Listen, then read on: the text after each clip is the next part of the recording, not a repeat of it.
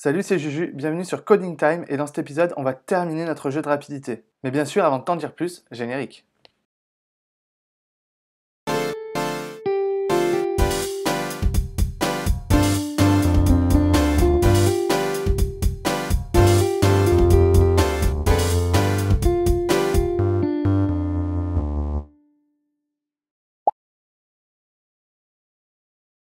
Alors dans la vidéo précédente, ce qu'on avait fait, c'était qu'on avait terminé de mettre au point notre bonus, donc un objet, quand on le prend, on va plus vite, et donc ça c'est cool. Et surtout, on avait commencé à mettre de la musique, il y avait deux musiques. Une musique normale, pour la partie en mode normal, quoi. Et dès qu'on prenait un bonus, la musique changeait, il y avait la musique spéciale bonus. Parce qu'un jeu vidéo sans univers sonore, ça reste un jeu un peu triste.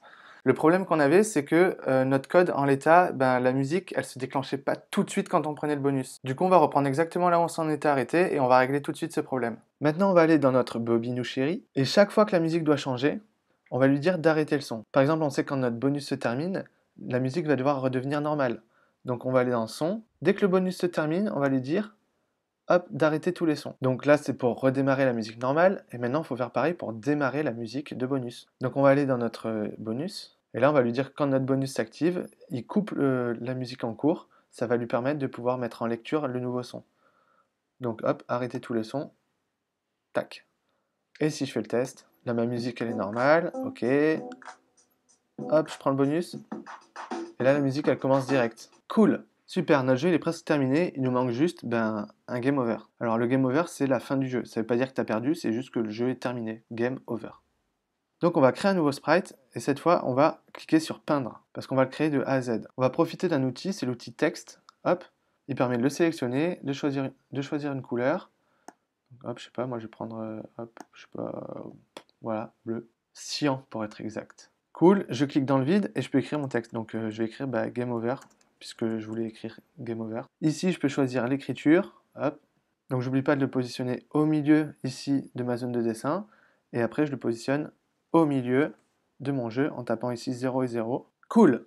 Maintenant que j'ai mon game over, je vais aller dans le code du game over et on va coder le game over. Ouais, ça fait beaucoup de fois game over. Donc notre game over, au début, il est caché. Donc on va prendre un drapeau vert, hop, et on va lui dire de se cacher. Logique. Donc au début de la partie, notre game over est caché. Alors notre jeu il se termine quand? Eh bien c'est simple, on va rajouter un temps. Et quand le temps sera écoulé, ce sera la fin de la partie. Pour ça, on va créer encore une variable, ce sera une variable de temps. Donc on va dans variable, et on fait créer une variable.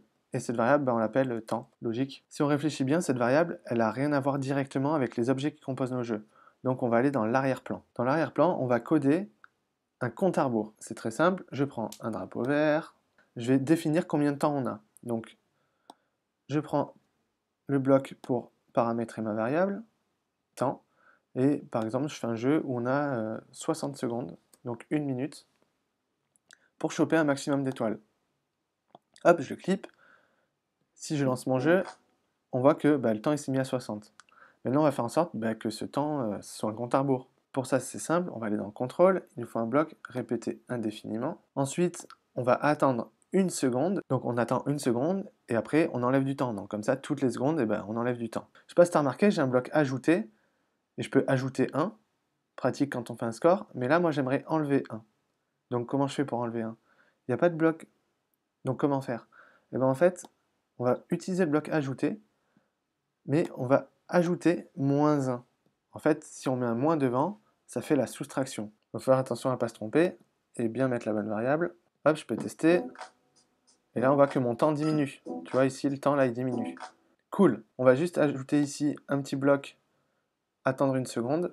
Pourquoi? Parce que si tu te souviens bien, Bobinou, hop, si on regarde son code de déplacement, il attend 1 seconde avant de pouvoir bouger. Comme ça, le chrono il s'active au moment où on peut jouer pour de vrai. Notre jeu est quasiment terminé. Maintenant, on va aller dans le game over. Et on va lui dire que si le temps il est égal à 0, t'apparais et c'est la fin du jeu. Donc lui aussi, on va lui demander d'attendre 1 seconde, que le jeu démarre. On va tout simplement lui dire d'attendre que le temps soit égal à 0. Donc là, c'est un truc qu'on a déjà fait, que tu sais utiliser. Donc je mets mon opérateur, je vais chercher ma petite variable, hop, je mets ici la bonne valeur, en l'occurrence 0. On lui demande de se montrer, et enfin de stopper le jeu. Pour stopper le jeu, on a un bloc dans contrôle, c'est stopper tout, il est ici. Et d'ailleurs, tu vois que tu peux rien mettre à la suite, il n'y a pas de petite encoche. Bah, parce qu'en fait, si tu stoppes tout, donc il ne peut pas y avoir de suite. Hop, je le mets là, et notre jeu est presque terminé. Dernier détail, ça va être d'enlever les variables qui n'ont pas besoin d'être affichées. Donc on va aller dans Variables, et on va décocher la vitesse, on n'a pas besoin de voir la vitesse. On va décocher bonus activation, on n'a pas besoin de voir bonus activation. Donc le temps, ce qui est sympa, c'est de le mettre en haut, voilà. Et le score, tu peux faire un clic droit dessus, et mettre grande lecture, pour qu'il s'affiche comme ça. Donc là, je peux tester mon jeu, hop, et on va voir si tout va bien. Tout a l'air de bien aller. Il y a mes étoiles. Donc là, ce que je vois, c'est que... Ah. Donc là, j'ai récupéré le bonus. Alors là, il y a un bug. Effectivement, regarde, j'ai le bonus et pourtant, il y a un bonus qui apparaît. Donc, il va falloir faire quelque chose. Pour débugger, comment je fais? Bah, c'est simple, je vois que mon bug, il est lié à l'apparition du bonus. Et bah, qu'est-ce que je fais? Je vais dans mes codes. Ah! Ah, mais j'ai un code qui s'appelle apparition du bonus. Mais j'ai juste à chercher là-dedans ce qui va pas. D'où l'intérêt de bien étiqueter ces codes. Effectivement, ce qu'on constate si je lis le code, c'est que le bonus, on lui demande d'aller à une position, d'attendre un certain nombre de temps et de se montrer. Ce qu'on va rajouter, c'est de pouvoir se montrer uniquement s'il est désactivé. Parce que s'il est désactivé, ça veut dire qu'il n'est pas utilisé. Et donc, bah, s'il n'est pas utilisé, il peut apparaître, mais s'il est déjà en cours d'utilisation, bah, non, il ne peut pas apparaître. Donc du coup, on va juste rajouter une petite condition. On va tout simplement lui demander d'attendre que le bonus soit désactivé. En fait, si le bonus n'est pas activé, bah, à ce moment-là, oui, tu peux apparaître. Donc pour ça, c'est simple, on va hop, aller dans Opérateur. On va lui demander d'attendre que le bonus ne soit pas activé. Et à ce moment-là, si on relit le code, on voit que on attend que le bonus ne soit pas activé, et s'il n'est pas activé, alors à ce moment-là, il va à une position aléatoire, il attend un certain temps, et il apparaît. Problème résolu. Le truc, c'est qu'on risque d'avoir un autre problème. Donc si on laisse comme ça et qu'on prend un bonus, effectivement, il n'y en aura pas un autre qui va apparaître. Par contre, si on ne prend pas le bonus, il y en a plusieurs qui peuvent apparaître. Donc ce qu'on va faire, c'est qu'on va faire en sorte qu'il n'y ait qu'un bonus qui apparaisse. Pour ça, on va utiliser la même technique, mais c'est simplement que ça va être l'inverse. Donc, hop, je vais dupliquer ça, ça va un peu plus vite, et je vais jeter tout ça. Et ici, on va lui dire d'attendre que le bonus s'active. Et voilà, notre code est complet. Donc là, en fait, ce code, si on regarde bien, le bonus peut apparaître si on n'est pas en train d'utiliser un bonus. Et si on ne le prend pas, il va attendre qu'on attrape un bonus avant d'en remettre un autre.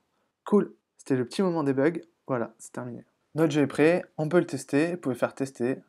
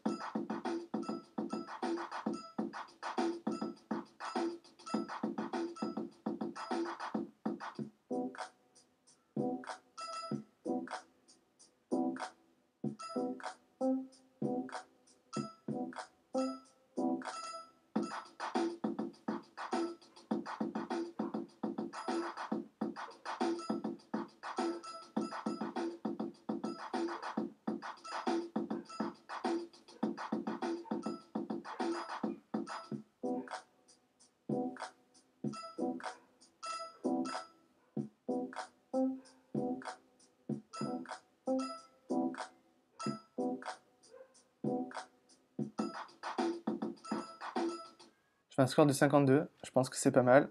On verra si tu peux me battre ou pas. Voilà, j'ai testé mon jeu, le game over s'est affiché. Tout va bien, il ne reste plus qu'à lui donner un nom, donc c'est en haut, ça se passe ici. Et je vais l'appeler Bobinou, mangeur d'étoiles. N'hésite pas à le tester, je vais mettre le lien dans la description et surtout dans les commentaires du jeu sur Scratch, n'hésite pas à publier un lien vers ton projet. Et je peux cliquer sur partager et voilà, tout le monde peut le voir, trop cool. Je vais mettre une petite description.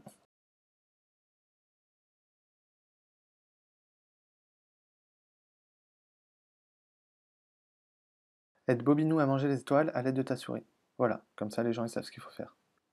C'est tout pour aujourd'hui, j'espère que cette vidéo t'a plu et que tu as pu réaliser un super jeu. Et je t'invite à partager ton jeu en commentaire sur le projet exemple, sur Scratch, pas sur YouTube parce que les commentaires sont désactivés, afin de protéger les plus jeunes d'entre nous. N'hésite pas à partager la chaîne YouTube avec tes copains, tes copines, tout le monde que ça pourrait intéresser. Plus on est de fous, plus on rit. Si y a un type de jeu particulier que tu aimerais beaucoup faire, tu peux m'envoyer un mail. Si tout ça t'a plu, lâche un like. C'était Juju sur Coding Time. paix, amour et confinement.